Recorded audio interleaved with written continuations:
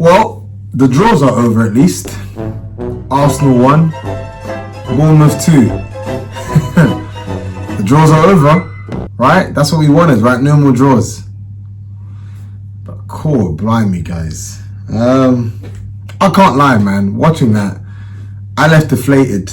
But on the walk home, I thought about a few things. I'm not as deflated anymore. We've still got a Champions League semi-final to look forward to on Wednesday. And yeah, we're 1-0 down, but it's all to play for. But before I talk about PSG, because that's what the season hinges on, and has hinged on for probably for a long time, since February. Let me actually talk about the match itself. It's a strange one, because I felt like the first half was actually a pretty decent response to PSG. I actually thought it was. Bournemouth always looked threatening on the break, and I'll talk about how good Bournemouth were. But I think you got to look at the headline figures. I saw up to stats, 21 points. 21 points Arsenal have dropped from winning positions this season. 21. Our joint most since 2018-2019. That's a scary statistic. And it was interesting. They showed a graphic, right, of they showed a graphic of goals scored, by subs, right? And Bournemouth were like second highest, showing you clearly they're a team that they're a team that when things aren't going their way, they can come on strong. And I think it's pretty yeah, you know what? I'm skipping stages. Let me actually talk about. Yeah, I felt like it was a good response, in my opinion. Ødegaard, a couple of times Raya fizzed the ball at his feet. The ball was fizzed at Ødegaard, and he kind of slipped and whatnot. But I thought generally, he looked tidy on the ball. Partey looked good. Ødegaard looked good. Trossard looked decent. Martinelli looked remotely threatening. Lewis Skelly always the solid performer. I couldn't fault many performances. Obviously, Ben White looked rusty, right? He looked really rusty. And yeah, Kirkes had fun today. Ben White looked really rusty, which is to be.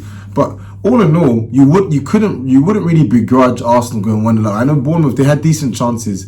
Evan Nilsson has that header where he gets in a tussle with Kivior, and Kivior doesn't get the foul. Kluivert had that decent chance. Evan Nilsson also had another good chance, I believe. Anyway, Raya was off his line. He could have passed it to his teammate. We could have made more. But Bournemouth, they're a good team, and yeah, they've not been in the best. They've not been in the best form. They've been drawing a lot of games themselves or losing, but they're a good team, man. I can't lie.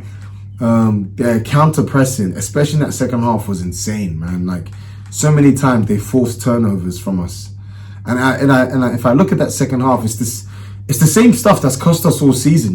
We go 1-0 up, and we're just not ruthless. We pussyfoot around the box. We're not direct. Yeah, so that was disappointing. I can't lie. But to concede a goal from a throw-in, guys, a throw-in, it was literally I'm like, what is going on here? Am I watching us 08-09 season against Stoke City? It was a throw-in, a long throw-in, and they scored from that. I was flabbergasted, right? We were painting murals for this guy, Nicholas Jova. Bro, what are you doing? Earn your money, bro. Earn your money, because we're conceding a lot of goals from set pieces. This is mad. Especially against Bournemouth. Their first goal against us, it was their first goal against us when they beat us 2-0. That was also a set piece. Nicely worked. So Bournemouth have beaten us 2-0, 2-1. They scored 4 goals against Arsenal. 3 of those goals were set pieces. We were painting murals for this guy. Why is the camera not panning to Nicholas Jova anymore? Where is he? Where's Nicholas Jova? Because we're conceding goals, man. That was disappointing. Not going to lie to you. But then we concede from a set piece, and we concede from a set piece. What is this? My man, the guy who won the first header, Scott or whatever, free run, no one picking him up whatsoever. Free run, and we got Erdegaard. Erdegaard is on Evan Nilsson. Are you serious? Are you serious? That is such a mismatch, right? Don't even know why there were VAR in it, man. And then of course they give the goal. But I think what was telling though, so when you look at this, and then you look at you look at Arsenal, right? We weren't playing that great at 1-0 up. It was kind of a game that felt like it was petering out. And then Bournemouth made subs, and you could see they were growing in influence. And this is the thing. Guys, don't worry. There's some positive coming from this, but we have to talk about the negative. This is the thing I don't get about Arteta, bro. When we were 1-0 up, they made their subs. They bring on Semenyo, right? You can see they're growing in confidence. Utara's making. I don't know. Did Utara start? He's getting a lot more joy out of Ben White, right? You see the game state is kind of turning towards their favor, because I felt like we started that second half not too bad, but like we created decent openings. We didn't take our chances, or we did, and that's another thing as well. We had decent openings, but these guys just don't want to shoot. So many times, Martinelli, he got the ball. I'm like, bro, shoot. There was a chance Erdegaard had, right? Ball's played for you. Why are you taking another touch to kind of dummy? Just shoot. Just be direct. This is an organized team. Your nice intricate patterns of play. Just shoot. Just shoot. Right? And he doesn't do that.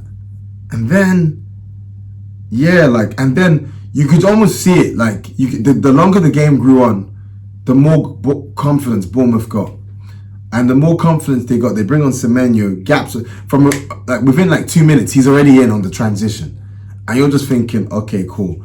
I've seen the script. I know what's coming here. I know a dagger is coming. And sure enough, it did. But my thing is, bro, Arteta. Actually, you know what? I'm not gonna, yeah. Because you know what? I was just about to say, yeah, why are you taking so long to bring on subs? But who are his subs? Guys, who are his subs? Marino, who's been good at centre forward. This is a midfielder, guys. This was a guy we bought as a midfielder, and we're bringing him on to play as a striker. And then we're moving Leandro Trossard into midfield. It's very, very telling. It's damn near convicting that that Bournemouth have a better striker than we do. Trossard started up front today. You ask me who am I taking between Trossard and Evan Nilsson up front. I think that's the easy answer. The one I'm taking scored today. So it's like paradoxical, because you're like, Arteta, why aren't you making subs? Who's he bringing on? Who's he going to bring on to turn the game around? What, Ethan? A very promising talent, but like a 16, 17-year-old player. Really? It's crazy. So I can't even be super mad. Like, season's done in the Premier League, man. I think we are limping our way to second, and we're lucky. We got to be careful, because we're now only 3 points ahead of City. City got easy run of games. We still got to play Newcastle. We ain't got. It's not like we got a very easy. We ain't got one of those runnings where you can just kick your feet up and kind of like chill. No, we got to be very, very active. That's why Arteta played the team he played, because Bournemouth are no slouches. He knows I can't play Sterling. He knows I can't start Sterling and them, man. I can't play these, man. Right? It's crazy. Two of the subs we're bringing on. One of them is a 17-year-old, and two of them have no future at the club. They're gone. They're gonna be sold. I'm not sure. Was Tierney on the bench as well? Yeah, that tells you our bench is full of free players that aren't gonna be in the team. These are our bench options. So that's why I can't really be mad at Arteta's decisions in the game. What I can be aggrieved by was just your poor planning in the summer. What I can be aggrieved by is just your refusal to see how short this team is and do nothing in the January transfer window. So yeah, I'm not gonna lie. It's all rides on Wednesday, man. Really right. That's why. But anywho, not to be positive, put a positive spin on it. Not even toxic positivity. In the grand scheme of things, guys, right? You think about the fact that we've been ravaged by injuries. You got no Trossard. I mean, you got no Calafiori, a guy we bought to be, let's be honest, to be a big part of the team. And probably, if I give his performances out of 10, he's probably been like 6.5 out of 10 when he's played. He's had some good games, some average games. Havertz, our top scorer, injured. Jesus, the other striker, who was in a decent bit of purple patch, injured. Our best centre-back, Gabriel, injured. Yeah, if you consider that. Ben White as well, he's still slowly returning to fitness. It's only because Lewis Skelly's been a revelation this season. Otherwise, we'd be done for on the left-back front, because there was a long time none of the left-backs were fit, right? Kivio would have had to play there. So if I look at in the grand scheme of things, for us to be where we are, second, even with a 3-point buffer, I know it's not big, but even like it just tells you, okay, number one, the league has been kind of weak this season, in my opinion. It's been, or not really weak, it's been very competitive, because these teams like Bournemouth, Fulham, you see it, they're taking more points from the Arsenals, from the Liverpools, from the Man United, from the Man Cities. So it's not as easy, it's not as simple. But yeah, what's the point I'm making? I think if I look at that in hindsight, I'm just like, okay, wow, like, raw. Can I really be mad at second? Yeah, it's disappointing to lose to Bournemouth at home. It's actually disappointing.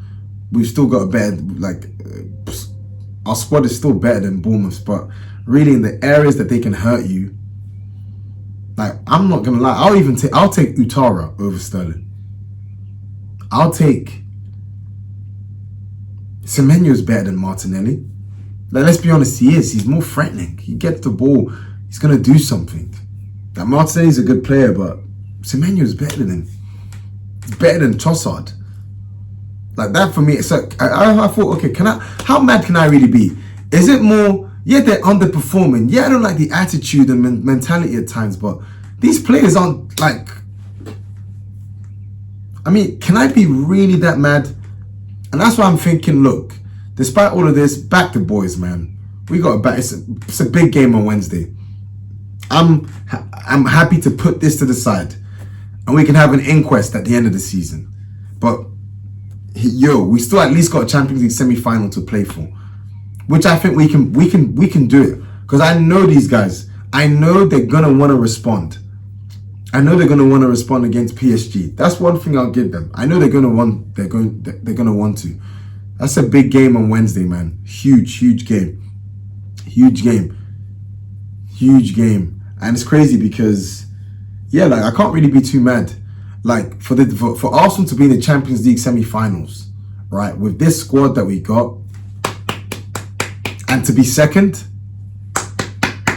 Now, I'm not even saying that sarcastically. We got to be contextual. We've got to be grounded in reality. I think what can happen to us as Arsenal fans from time to time is we have an idea, we have an expectation of where the team should be, right? And oftentimes the expectation is actually higher than where the team is at. True, we missed out on the league by 2 points last season. True, we had a bad win, and true, the truth is we bottled the summer transfer window. We did a lot of damage there, and the damage has really proved vital, right? But if you consider the season, poor transfer window, poor officiating, just dumb decisions at the start of the season, which, shock horror, the refs aren't doing, which people aren't getting sent off for. I won't say names. Which I won't recall the incidents. It's not wasted. It's not. There's no point in doing so. Then you have the injuries. Yeah, I think a lot of fans just got to accept Arsenal are not at that level of a team yet where we can go out and be very, very strong in multiple competitions. We're not. The squad is not at that level, quality-wise and even mentality-wise. It's just not. We need more leaders in the team. If you ask me, the leaders, the real leaders of this team, they weren't on the pitch today when we were losing. Declan Rice, Gabriel. Those are the real leaders in this team. Oh, probably no, one of them was on the pitch, Miles Lewis-Kelly. Enough said. And Saka, yeah. But actually, no, did he go off the pitch? Yeah, he went. No, yeah, he went. He was there when we were 2-1. But he's coming back from injury. I can't ask for more from him, man. He's coming back from injury. Scored at the Bernabeu. Gave Alaba hell. Yeah, I think context needs to be applied. It is disappointing. I am hurting like most fans, but really and truly, if you put all of this contextually, like to be second and to be in the Champions League semi-final, at least you're losing currently, but you're still in with a chance of reaching the Champions League final.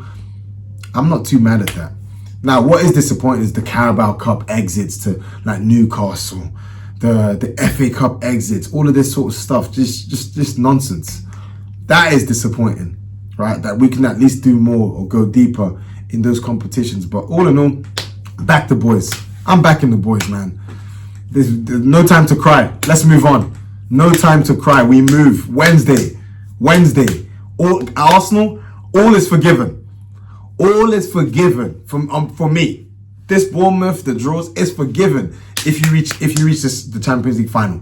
This poor transfer window, the bad squad planning, the questionable decisions from Arteta, the lack of response at times when we go when we concede a goal when we don't expect it, and all of that, guys, will be forgiven if we reach the Champions League semi-final and we win, which we can, because you can't really bet against us if we knock out Real Madrid, if you knock out PSG.